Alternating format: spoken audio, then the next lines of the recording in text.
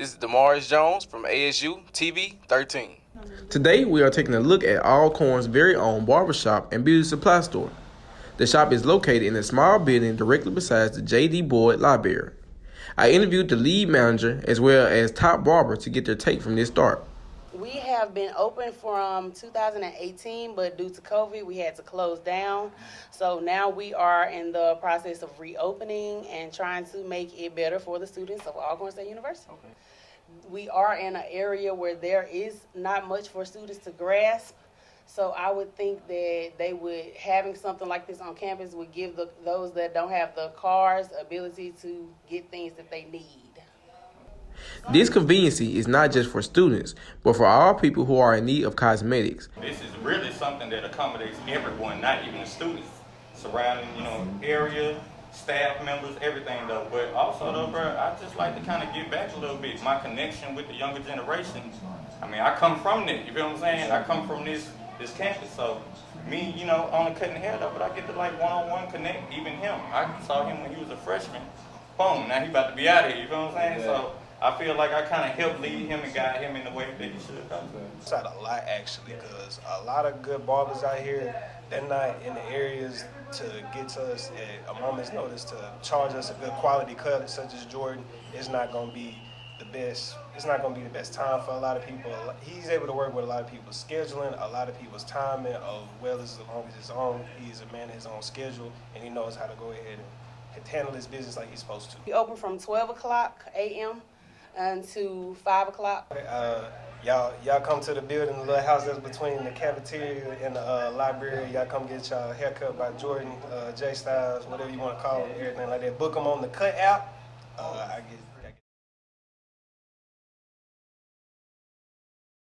Good evening. I'm here at Cornerstone Church where residents met to discuss the city's garbage crisis. City leaders, including the mayor, city councilman, Kenny Stokes, and residents were all here unified to discuss the progress going forward. Garbage hasn't been picked up for an ongoing 2 weeks in the capital city, and residents are outraged. This dispute has stirred serious controversy among citizens and city leaders.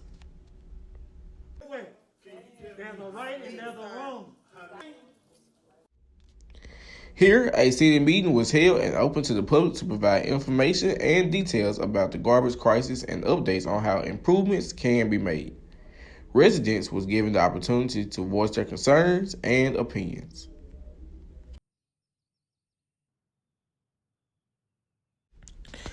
Jackson Mayor Chokwe Lumumba gave a speech which addressed contract disputes which led to the garbage not being picked up.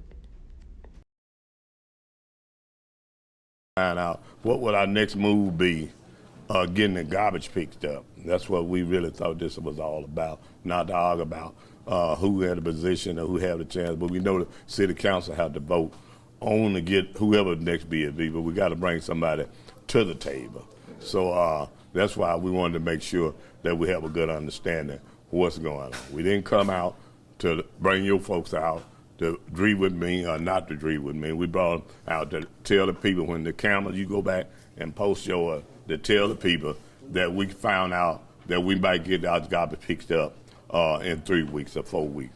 But we still left tonight not knowing when the people can expect their garbage to be picked up. And we had the mayor in the house, and that's what we were trying to pin him down, to give us some kind of reason when we could get out about it. That's why we hired him to be the mayor.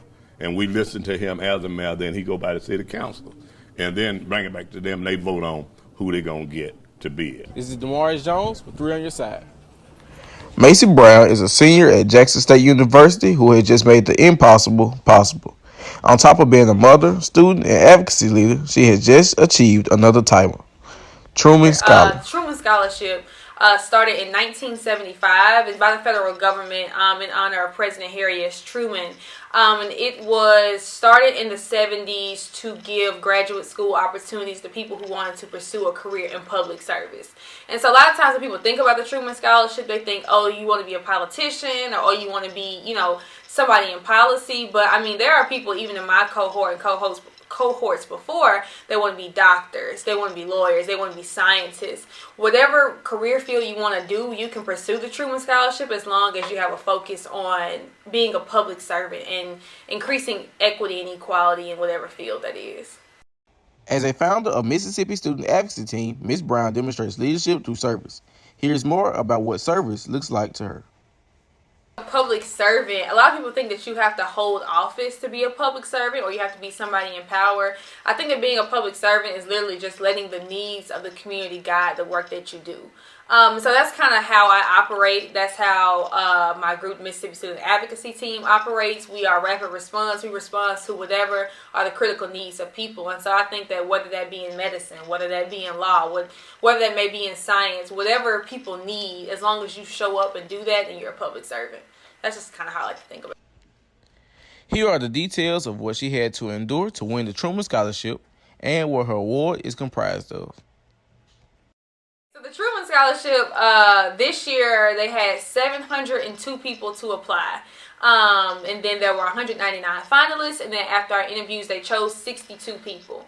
And so from that group, we each get $30,000 towards a graduate school degree, and it can go towards medical school, a PhD, a master's, whatever that looks like. And the Truman Foundation actually has a lot of partner schools. So you have schools like Duke, you have schools like Georgetown, Harvard, who will actually match that $30,000 or help you cover the difference. And so for us, I mean, I'm graduating undergraduate from Jackson State debt-free, and prayerfully, I want to graduate from graduate school debt-free.